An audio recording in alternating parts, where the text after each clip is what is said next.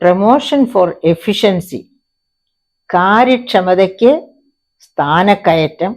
കേൾക്കാൻ അർത്ഥഗാംഭീര്യമുള്ള വാക്കുകൾ. അപ്പം നമുക്കതിലേക്ക് ഒന്ന് കടക്കാം. ഞാനൊരു കോളേജ് അധ്യാപികയായി എൻ്റെ പ്രവർത്തനം തുടങ്ങിയ ആദ്യഘട്ടത്തിലൊക്കെ ബസ്സിൽ യാത്ര ചെയ്യുമ്പോൾ പലരും തിരുവനന്തപുരത്ത് ബസ്സിൽ യാത്ര ചെയ്യുന്ന സമയത്ത് പലരും പറഞ്ഞു കേട്ടിട്ടുണ്ട്, ഓഫീസിലെത്തിയിട്ട് വേണം ഒന്ന് വിശ്രമിക്കാൻ. ഞാനപ്പോൾ പകുതി ചിരിയോടെയും ആണ് അത് കേട്ടിരുന്നത് എന്നും കൂടി ഓർക്കണം കേട്ടോ.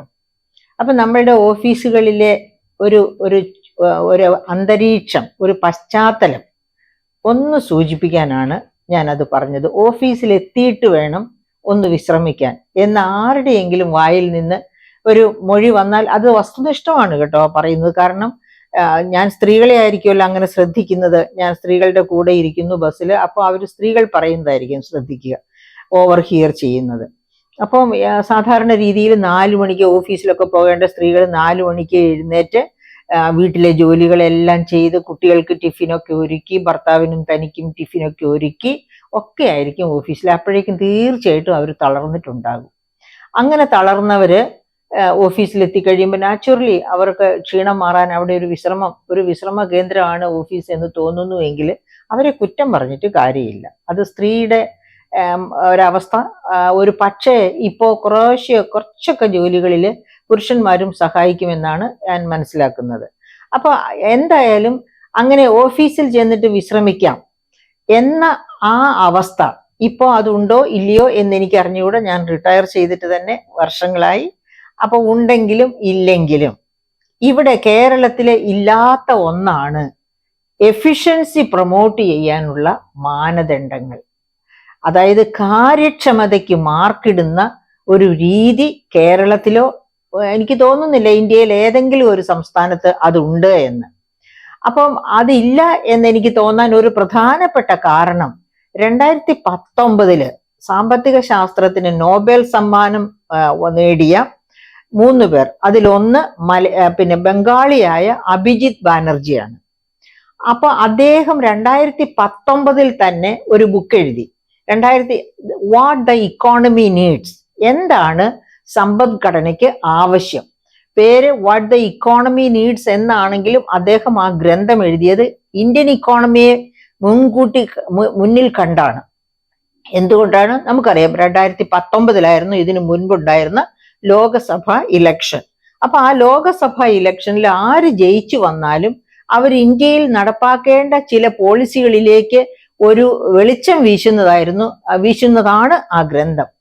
ആ ഗ്രന്ഥത്തിൽ അദ്ദേഹം അടിവരയിട്ട് പറയുന്ന ചില കാര്യങ്ങൾ, അതായത് അമേരിക്ക പോലെയുള്ള രാജ്യങ്ങളിൽ ആർക്കും ഇൻക്രിമെന്റും പ്രൊമോഷനും ഒന്നും വെറുതെ ഇരുന്നാൽ, അതായത് ഇത്ര വർഷത്തെ സർവീസായി എങ്കിൽ ശരി നിനക്കൊരു ഇൻക്രിമെന്റ്, ഒരു വർഷം ഒരു ഇൻക്രിമെന്റ്, 5 വർഷം ശമ്പള പരിഷ്കരണം, അല്ലെങ്കിൽ 10 വർഷം ശമ്പള പരിഷ്കരണം.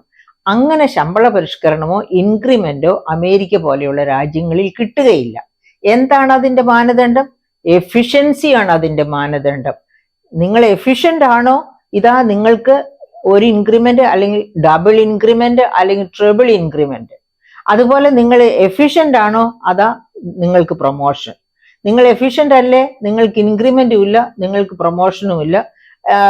തന്നെത്താനെ അതായത് ഒപ്പം ഇരുന്ന് പ്രവർത്തിച്ചവൻ പടികൾ കയറി പോകുന്നത് കണ്ട് മനസ്സ് മടുത്ത് നിങ്ങൾ തന്നെ റിസൈൻ ചെയ്ത് ചിലപ്പോൾ പോകും, ഇറങ്ങി പോകാൻ പറയാതെ തന്നെ. ആ രീതി, അങ്ങനെയാണ് എഫിഷ്യൻസിയെ പ്രൊമോട്ട് ചെയ്യേണ്ടത്. അതുപോലെ അഭിജിത്ത് ബാനർജി പറഞ്ഞ ആ ഗ്രന്ഥത്തിൽ തന്നെ പറയുന്ന മറ്റൊരു പ്രധാനപ്പെട്ട വസ്തുത എന്താണെന്ന് വെച്ചാൽ, സാങ്കേതിക വിദ്യ എപ്പോഴും വളർന്നുകൊണ്ടിരിക്കുക. ഇപ്പൊ നമുക്കറിയാം ഡിജിറ്റൽ ടെക്നോളജി, അതായത് ഇൻഫർമേഷൻ ടെക്നോളജിയുടെ ഗ്രോത്ത് എത്ര പെട്ടെന്നാണെന്ന്. അപ്പൊ ഇങ്ങനെ ഡിജിറ്റൽ ടെക്നോളജി വളർന്നുകൊണ്ടിരിക്കുന്ന സമയത്ത് നമ്മുടെ ഓഫീസ് വർക്കുകൾ, എല്ലാ തരം വർക്കുകളിലേക്കും അത് പല രീതിയിലാണ് കടന്നു വരുന്നത്. അങ്ങനെ കടന്നു വരുമ്പോൾ സാധാരണ രീതിയിൽ ഈ പറയപ്പെട്ട ഡിജിറ്റൽ ഇൻഫർമേഷൻ ടെക്നോളജിയുമായിട്ട് ഇടപഴകിയവർ പോലും, അതായത് ഇപ്പം കമ്പ്യൂട്ടർ ടെക്നോളജിയിലെ ബേസിക് ക്വാളിഫിക്കേഷനും ഒക്കെ ആയിട്ട് സർവീസിൽ വരുന്നവർ പോലും പെട്ടെന്ന് ഔട്ട്ഡേറ്റഡ് ആയി പോകും. ടെക്നോളജി പിന്നെ അപ്ഗ്രഡേഷൻ നടത്തിയില്ലെങ്കിൽ. അപ്പൊ അങ്ങനെയുള്ള ഒരു കാലഘട്ടത്തിൽ വർക്ക് ചെയ്യുമ്പോൾ എന്താ വേണ്ടത്? എപ്പോഴും സാങ്കേതിക വിദ്യയിലെ അപ്ഗ്രഡേഷൻ വേണം. അപ്പൊ എന്താണ് വേണ്ടത്? ഈ ഏത് സ്കില്ലാണോ ആ സ്കില്ലിൽ ഇരിക്കുന്ന തൊഴിലാളികളെ റീസ്കിൽ ചെയ്യണം, അവരുടെ സ്കിൽ അപ്ഗ്രേഡ് ചെയ്യണം.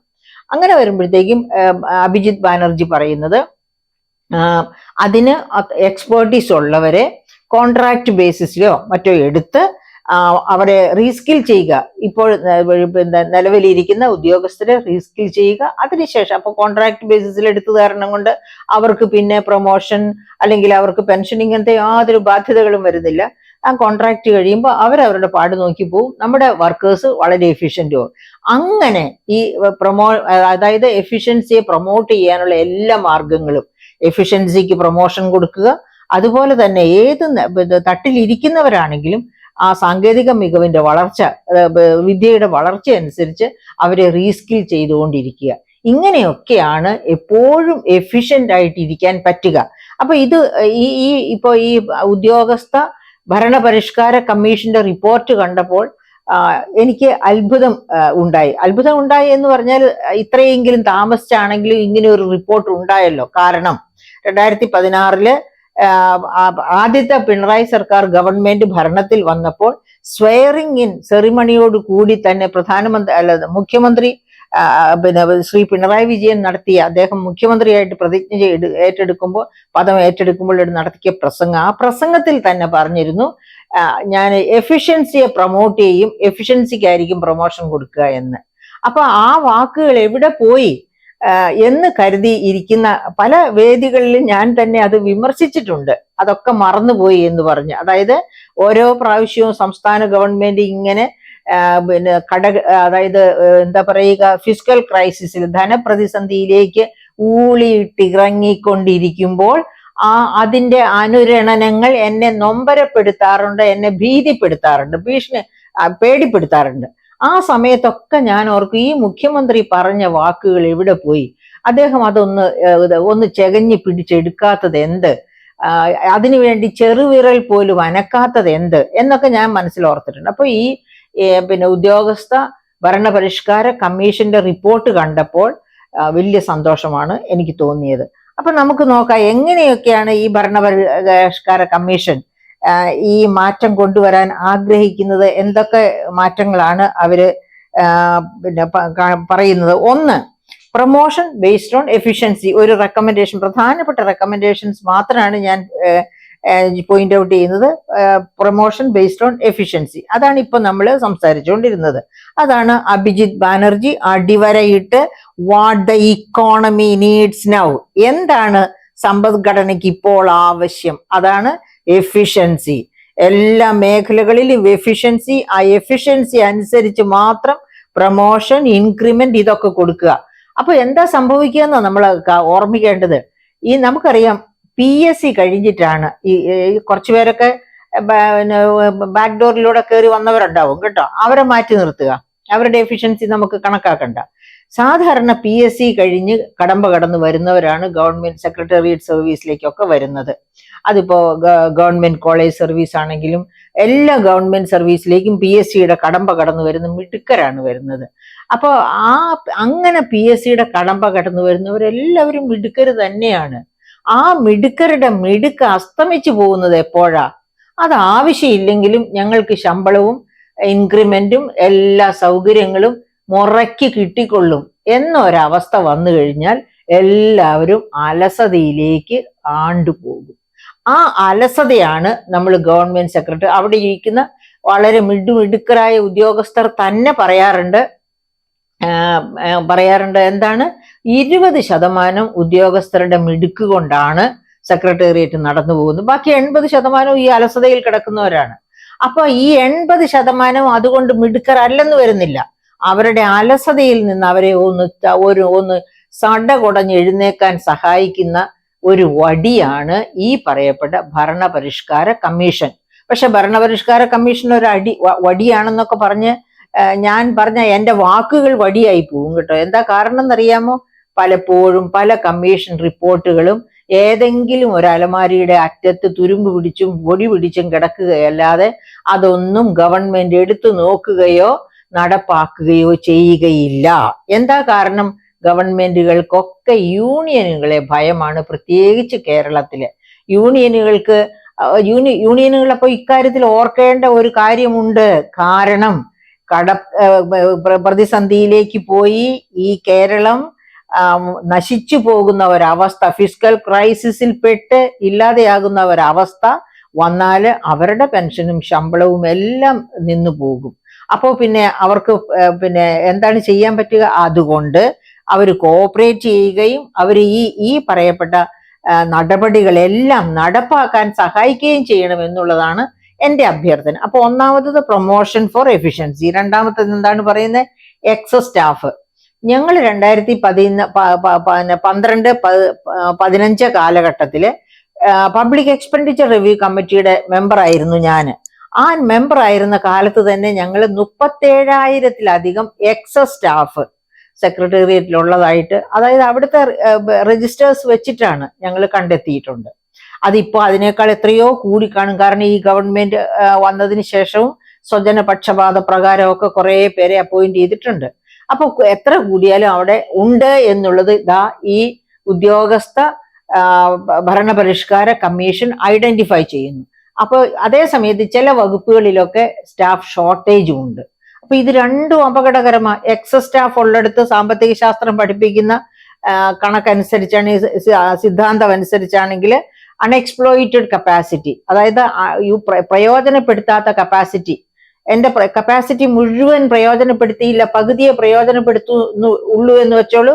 അപ്പൊ ബാക്കി പകുതിയെയാണ് അൺഎക്സ്പ്ലോയിറ്റഡ്, അൺയൂട്ടിലൈസ്ഡ്, പ്രയോജനപ്പെടുത്താത്ത കപ്പാസിറ്റി എന്ന് പറയുന്നത്. അപ്പൊ അങ്ങനത്തെ കപ്പാസിറ്റി സെക്രട്ടേറിയറ്റിലെ പല വകുപ്പുകളിലും ഉണ്ട്. അതുകൊണ്ട് എന്താ ചെയ്യേണ്ടത്? ഈ ഭരണപരിഷ്കാര കമ്മീഷൻ പറയുന്നു, ഷോർട്ടേജ് ഉള്ളിടത്തേക്ക് എക്സസ് ഉള്ളിടത്ത് നിന്ന് മാറ്റി സ്ഥാപിക്കുക. അങ്ങനെ മാറ്റുന്നത് വളരെ അനിവാര്യമാണ്. അത് മാത്രവുമല്ല, അവർക്കൊരു ട്രെയിനിങ്ങും കൂടി കൊടുക്കണം. അപ്പോഴാണ് അത് ഇതിനൊക്കെ വിസമ്മതിക്കും കേട്ടോ. തൊഴിലാളികൾ അലസതയിലങ്ങ് പൂണ്ട് കിടക്കുകയാണ്. അവർക്ക് ഇഷ്ടമല്ല അവർ ഇതുവരെ ചെയ്തുകൊണ്ടിരുന്ന ആ വകുപ്പിൽ നിന്ന് മാറി അപ്പുറത്തേക്ക് പോകുന്നത്, അവിടെ പോയി പുതിയ തൊഴിൽ പഠിക്കുന്നത്, ഇതൊന്നും തന്നെ അവർക്ക് ആർക്കും ഇഷ്ടമല്ല. പക്ഷെ അതിന് കമ്പൽഷൻ വേണ്ടി വരും. ഇല്ലെങ്കിൽ വോളണ്ടറി റിട്ടയർമെന്റ് എടുത്ത് പോകാൻ പറഞ്ഞാൽ പോലും അതിലൊരപാകതയും ഇല്ല. അത് കോടതിയിൽ പോയാൽ കോടതി പോലും ഗവൺമെന്റിനെ അംഗീകരിക്കുകയുള്ളൂ, അതിന് തൊഴിലാളി യൂണിയന്റെ കൂടെ നിൽക്കുകയില്ല. കാരണം എക്സസ് സ്റ്റാഫിനെ ഒരിടത്ത് നിന്ന് ഷോർട്ടേജ് ഉള്ളിടത്തേക്ക് മാറ്റുന്നു എന്നുള്ളത് അപ്പോയിന്റിങ് അതോറിറ്റി ആയ ഗവൺമെന്റിന്റെ അവകാശമാണ്.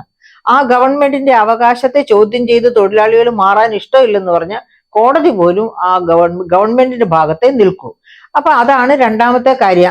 അങ്ങനെ വരുമ്പോഴേക്കും ഈ പറയപ്പെട്ട അൺയൂട്ടിലൈസ്ഡ് കപ്പാസിറ്റി, അതായത് വെറുതെ കപ്പാസിറ്റി, എക്സസ് കപ്പാസിറ്റി എവിടെയുമില്ല, ഉള്ളവരെ നല്ലവണ്ണം യൂട്ടിലൈസ് ചെയ്യാൻ പറ്റുന്നു. അത് തന്നെ എഫിഷ്യൻസി വർദ്ധിക്കാനുള്ള ഒരു പ്രധാനപ്പെട്ട കാരണമായി മാറുകയും ചെയ്യും. ഇനി മൂന്നാമത്തെ കാരണം എന്താണ് പറഞ്ഞത്?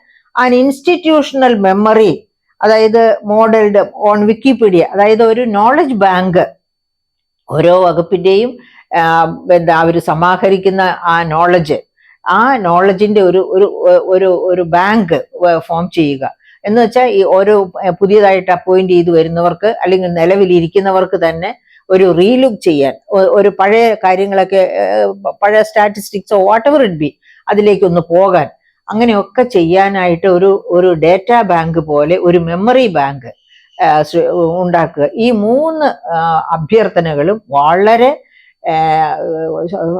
അപ്ലോസസ്, അതായത് കയ്യടി നേടത്തക്ക രീതിയിലുള്ള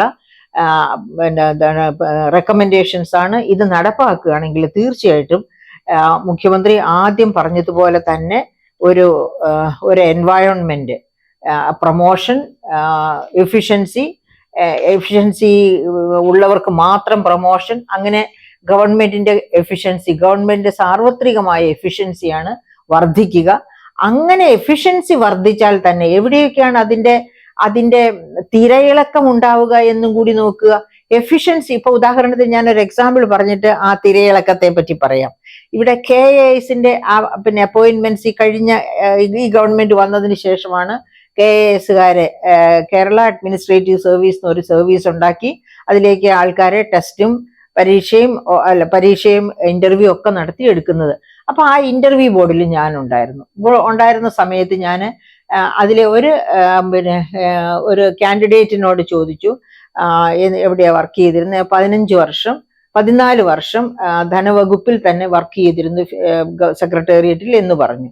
അപ്പൊ അങ്ങനെ പറഞ്ഞു കഴിഞ്ഞപ്പോൾ ഞാൻ ആ വ്യക്തിയോട് ചോദിച്ചു, എന്താണ് റവന്യൂ കമ്മി എന്ന് പറഞ്ഞാൽ?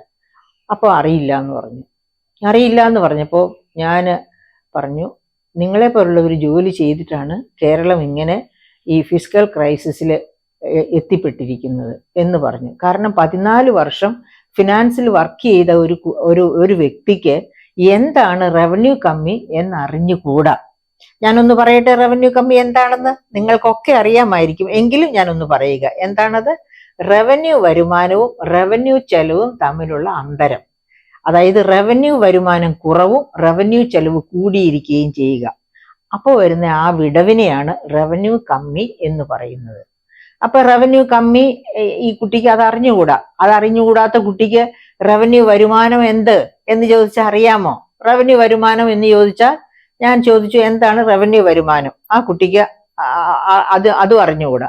അപ്പൊ നികുതി വരുമാനം, നികുതിയേതര വരുമാനം ഞാൻ പറഞ്ഞു കൊടുത്തു ഇന്റർവ്യൂ ബോർഡിലാണെങ്കിലും.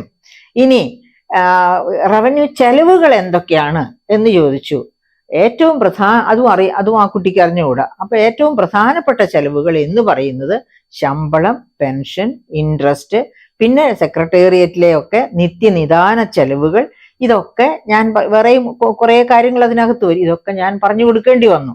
അപ്പൊ ഈ പറയുന്നതിന്റെ ഞാൻ അപ്പൊ ഉദ്ദേശിക്കുന്നത് എന്താണെന്ന് വെച്ചാൽ 14 വർഷമൊക്കെ കഴിയുമ്പോഴത്തേക്കും പ്രൊമോഷന്റെ സമയമാകും. പ്രൊമോഷൻ എത്തി അതൊരു ഉയർന്ന പദവിയിലേക്ക് എത്തുന്നു. അപ്പോഴും ഈ കുട്ടിക്ക് ഇതൊന്നും അറിഞ്ഞുകൂടാ. നമ്മൾ ഓർക്കണം, റവന്യൂ വരുമാനം എങ്ങനെയാ വർദ്ധിക്കുക? അതിന്റെ റവന്യൂ സമാഹരണം വർദ്ധിക്കണം. എന്ന് വെച്ചാൽ നികുതി സമാഹരണം വർദ്ധിക്കണം, നികുതിയേതര വരുമാന സമാഹരണം വർദ്ധിപ്പിക്കണം. ഈ നികുതിയേതര വരുമാനം, നോൺ ടാക്സ് റവന്യൂ എന്ന് പറയുന്നത് സെക്രട്ടേറിയറ്റിലെ 36 വകുപ്പുകളിലായി നിരന്ന് കിടക്കുകയാണ്. ഓരോ വകുപ്പും എഫിഷ്യന്റ് ആയാൽ നികുതിയേതര വരുമാന സമാഹരണം ശക്തമാകും. നികുതിയാണെങ്കിൽ നികുതി വകുപ്പിൽ മാത്രമാണെന്ന് പറയാം. ഈ നികുതിയേതര വരുമാനം അത് കാരണം കൊണ്ടാണ്, ഓർമ്മിക്കണം, വേൾഡ് ബാങ്ക് 2002 നടത്തിയ ഒരു പഠനം പറയുന്നത് 168 രാജ്യങ്ങളെ മുൻനിർത്തി നടത്തിയ പഠനത്തിൽ വേൾഡ് ബാങ്ക് കണ്ടെത്തിയത് എന്താണെന്നറിയാമോ? ശരാശരി നികുതിയേതര വരുമാനം, അതായത് ഒരു രാജ്യത്തിന്റെ അല്ലെങ്കിൽ ഒരു സംസ്ഥാനത്തിന്റെ വരുമാനത്തിന്റെ 40% വരുന്നത് നികുതിയേതര വരുമാനമാണ്. ശരാശരി 168 രാജ്യങ്ങളുടെ ശരാശരിയായി ഈ പറഞ്ഞ്. പക്ഷേ കേരളത്തിൽ അത് 10% താഴെയാണ്. അപ്പൊ നിങ്ങൾ ഒന്ന് ആലോചിച്ചു നോക്കൂ, കേരളത്തിലെ നികുതിയേതര വരുമാന സമാഹരണം ഞാൻ പറഞ്ഞല്ലോ, ഗവൺമെന്റിന്റെ 36 വകുപ്പുകളിലായിട്ട് ചിന്നിച്ചിതറി കിടക്കുകയാണ്. ആ നികുതിയേതര വരുമാന സമാഹരണത്തെ പറ്റി അവർക്ക് ആർക്കെങ്കിലും എന്തെങ്കിലും വിവരമുണ്ടെങ്കിൽ അത് സമാഹരിക്കില്ലേ? ഇത്ര അധികം ഫിസ്ക്കൽ ക്രൈസിസ് ഉള്ള ഒരു സംസ്ഥാനത്ത്. അതുകൊണ്ടാണ് ഞാൻ പറഞ്ഞ്, എന്താണ് വരുമാനം, എന്താണ് നികുതിയേതര വരുമാനം, എന്താണ് ഈ ഒരു വരുമാന ചെലവ്, ഇതൊക്കെ കാര്യങ്ങൾ അറിയണം. ഇതുപോലെ ഒരുപാട് കാര്യങ്ങൾ ഇതൊക്കെ പറഞ്ഞു കൊടുത്ത് മനസ്സിലാക്കി കൊടുത്തു വേണം സെക്രട്ടേറിയറ്റിൽ പ്രൊമോഷൻ കൊടുക്കാൻ. അത് ഈ കമ്മിറ്റി, അതായത് ഈ ഭരണപരിഷ്കാര കമ്മീഷൻ കൃത്യമായിട്ട് അടിവരയിട്ട് പറയുന്നുണ്ട്. അതാണ് ഈ കമ്മീഷന്റെ പ്രത്യേകത. അപ്പോൾ അവർ പറയുന്നുണ്ട്, അസിസ്റ്റന്റിന്റെ പദവിയിൽ നിന്ന് സ്പെഷ്യൽ സെക്രട്ടറിയുടെ പദവിയിലേക്ക് എത്തുന്നതിന് മുൻപ് 2 ടെസ്റ്റ് എങ്കിലും പാസ്സാകണം. കമ്മിറ്റി റെക്കമെൻഡ് ചെയ്യുന്നതാണ്. അപ്പോൾ ഒരു അസിസ്റ്റന്റ് ആയിട്ട് സർവീസിൽ കയറിയ ഒരാള് ഒരു സ്പെഷ്യൽ സെക്രട്ടറിയുടെ പദവിയിലേക്ക് എത്തുന്നതിന്, പ്രൊമോഷൻ കിട്ടി എത്തുന്നതിന് മുൻപ് 2 ടെസ്റ്റ് എങ്കിലും പാസ്സാകണം. ഇപ്പൊ ഒരു ടെസ്റ്റും ഇല്ല. അങ്ങനെ ടെസ്റ്റ് പാസ്സായാലാണ് ഞാൻ ഈ പറഞ്ഞതുപോലെയുള്ള കാര്യങ്ങൾ വ്യക്തമായിട്ട് പഠിക്കും. അപ്പൊ ഒന്നും പഠിക്കണ്ടെങ്കിൽ മുമ്പിൽ വരുന്ന ഫയൽ അതിൽ എന്തെഴുതിയിരിക്കുന്നു അതിനൊരു റിപ്ലൈ കൊടുക്കുക എന്നുള്ളത് കവിഞ്ഞൊന്നും അവർക്ക് ചെയ്യണ്ട. പക്ഷെ ആ ഫയലിന്റെ മോട്ടീവ് എന്താണ് എന്നറിയാൻ അവർക്ക് താല്പര്യമില്ല, അവരത് പഠിക്കുന്നില്ല. ആ മോട്ടീവ് അറിയാതെ സൈൻ ചെയ്ത് എങ്ങോട്ടാ വിട്ടത്, എന്തിനാ വിട്ടത് ഒന്നും അറിയില്ല. അപ്പൊ അങ്ങനെ വരരുത്. അവിടെ എഫിഷ്യൻസി പ്രൊമോട്ട് ചെയ്യപ്പെടണം എന്നുണ്ടെങ്കിൽ കൃത്യമായിട്ട് എനിക്ക് തന്നെ അറിയാം. എന്നോട് വളരെ അടുപ്പമുള്ള ഒരു വനിത സെക്രട്ടേറിയറ്റിലെ ഡെപ്യൂട്ടി സെക്രട്ടറി ആയിട്ട് അവർ റിട്ടയർ ചെയ്തു. അവരെന്നോട് പറഞ്ഞു, പല വകുപ്പുകളിലും വർക്ക് ചെയ്തിട്ടുണ്ട്, ഞാൻ 35 വർഷം സെക്രട്ടേറിയറ്റിൽ വർക്ക് ചെയ്തു, പക്ഷെ ഇപ്പൊ പിരിയുമ്പോഴും എനിക്ക് അറിഞ്ഞുകൂടാ ഞാൻ എന്താ ചെയ്തതെന്ന് അറിഞ്ഞുകൂടാ എന്ന്. നിങ്ങൾ ഒന്ന് ആലോചിച്ചു നോക്കൂ. ഇതുപോലെയുള്ള അജ്ഞത, ആ അജ്ഞതയ്ക്ക് എഫിഷ്യൻസി എന്ന് നമുക്ക് പറയാം. അവർ ശരിക്കും പറഞ്ഞാൽ നല്ല മിടുക്കിയായ ഒരു സ്ത്രീയായിരുന്നു. പക്ഷെ അവർക്ക് വേണ്ടിയിരുന്നത് ആ മോട്ടിവേഷൻ, അതായത് അവർ ചെയ്യുന്നതിനെ പറ്റി അവർ തന്നെ അറിയത്തക്ക രീതിയിലുള്ള ആവശ്യങ്ങൾ ഉണ്ടായില്ല. ഇതുപോലെ ടെസ്റ്റോ അങ്ങനെയുള്ള യാതൊരു കാര്യങ്ങളും അവിടെ ഉണ്ടായില്ല. അപ്പൊ അതുകൊണ്ടാണ് അപ്പൊ ഓറിയന്റേഷൻ പ്രോഗ്രാംസ് ഒക്കെ പണ്ട് കോളേജുകളിൽ ഉണ്ടായിരുന്നു. ഇപ്പൊ കോളേജുകളിലും അങ്ങനെയുള്ള ഓറിയന്റേഷൻ പ്രോഗ്രാംസ് ഒന്നുമില്ല. പക്ഷെ ഇപ്പൊ ഞാൻ കോളേജ് അധ്യാപികയായിട്ട് വർക്ക് ചെയ്യാത്തത് കൊണ്ട് എനിക്ക് അറിഞ്ഞുകൂടാ എങ്ങനെയാണ് എഫിഷ്യൻസി എന്ന്. അപ്പൊ എവിടെയാണെങ്കിലും ഓറിയന്റേഷൻ വേണം. താൻ ചെയ്യുന്ന വർക്ക്, ഇനി ചെയ്യാൻ പോകുന്ന വർക്കുകൾ എന്തൊക്കെയാണ് എന്നുള്ളതിനെ പറ്റി നല്ലവണ്ണം നോളജ് ഉള്ളവർക്ക് മാത്രമേ അതിലെ മുഴുകി ജോലി ചെയ്യാൻ ഒക്കുള്ളൂ. അങ്ങനെ മുഴുകി ജോലി ചെയ്യുമ്പോഴാണ് ആ ജോലിയോട് നീതി പുലർത്താനാവുക. ഇപ്പോൾ കമ്മിറ്റി നിഷ്കർഷിക്കുന്നത് ഒരു പദവിയിൽ നിന്ന് മറ്റൊരു പദവിയിലേക്ക് സ്ഥാനക്കയറ്റം ഉണ്ടാകുമ്പോൾ ഒരു ടെസ്റ്റ്, പ്രൊമോഷന് വേണ്ടിയുള്ള ഒരു എഫിഷ്യൻസി ടെസ്റ്റ് ഉണ്ടായിരിക്കണം എന്നുള്ളതാണ്. അത് തീർച്ചയായിട്ടും നല്ലതാണ്. അത് എല്ലാ രാജ്യങ്ങളിലും, അതായത് ഈ പിന്നെ തൊഴിലാളികളുടെ ഏത് തരത്തിലുള്ള ഉദ്യോഗസ്ഥരുടെ ആണെങ്കിലും അവരുടെ എഫിഷ്യൻസി കൊണ്ടാണ് പിന്നെ ആ പ്രസ്ഥാനം ശക്തമായ രീതിയിൽ മുന്നോട്ട് പോകുന്നത്. അങ്ങനെ മുന്നോട്ട് പോകണം എന്നുണ്ടെങ്കിൽ ഈ എഫിഷ്യൻസി ടെസ്റ്റ് അത്യാവശ്യമാണ്. അതുപോലെ തന്നെ സാങ്കേതിക മികവില് എപ്പോഴൊക്കെ മാറ്റം വരുന്നുവോ ആ മാറ്റം വരുന്ന സാങ്കേതിക മികവ് കരസ്ഥമാക്കുവാനുള്ള ഒരു റീസ്കില്ലിംഗ്, ഓറിയന്റേഷൻ എല്ലാം ഇപ്പോഴും ആവശ്യമായിട്ട് വരും. അപ്പൊ ഈ ഉദ്യോഗസ്ഥ ഭരണപരിഷ്കാര കമ്മീഷന്റെ റിപ്പോർട്ടിനെ അടിയന്തരമായി ഗവൺമെന്റ് പരിഗണിക്കുകയും അത് നടപ്പിലാക്കുകയും ചെയ്യണമെന്നാണ് എൻ്റെ റിക്വസ്റ്റ്. എൻ്റെ പ്രിയപ്പെട്ട സുഹൃത്തുക്കളെ, മലയാളികളെ, നമ്മൾ എല്ലാവരും ഇതിനു വേണ്ടി ശക്തമായി സ്വരമുയർത്തണം. മാധ്യമങ്ങളും ഇതിനു വേണ്ടി സ്വരമുയർത്തണം. കാരണം കേരളത്തെ ഇപ്പോഴുള്ള ഈ അവസ്ഥയിൽ നിന്ന്, ഈ ധനപ്രതിസന്ധിയിൽ നിന്ന്, പെൻഷൻ കൊടുക്കാൻ നിവൃത്തിയില്ലാത്ത അവസ്ഥയിൽ നിന്ന് കരകയറ്റണമെങ്കിൽ തീർച്ചയായിട്ടും സംസ്ഥാന ഗവൺമെന്റിന്റെ കാര്യക്ഷമത വർദ്ധിക്കണം. സംസ്ഥാന ഗവൺമെന്റിന്റെ കാര്യക്ഷമത എന്ന് പറഞ്ഞാൽ അവിടെ വരുന്ന മന്ത്രിമാരുടെ കാര്യക്ഷമത മാത്രമല്ല, അവർക്ക് വേണ്ടി എല്ലാത്തരം സാങ്കേതികം മുതൽ ഉള്ള താഴോട്ടുള്ള എല്ലാത്തരം ജോലികളും ചെയ്യുന്ന ഉദ്യോഗസ്ഥ വൃന്ദത്തിന്റെ മുഴുവൻ കാര്യക്ഷമതയും ഒരുപോലെ വർദ്ധിക്കണം. അപ്പൊ അതിനുള്ള അവസരം ഉണ്ടാകട്ടെ. അതിനുവേണ്ടി നമുക്കും പരിശ്രമിക്കാം എന്നാണ് എനിക്ക് നിങ്ങളെ ഓർമ്മപ്പെടുത്താനുള്ളത്.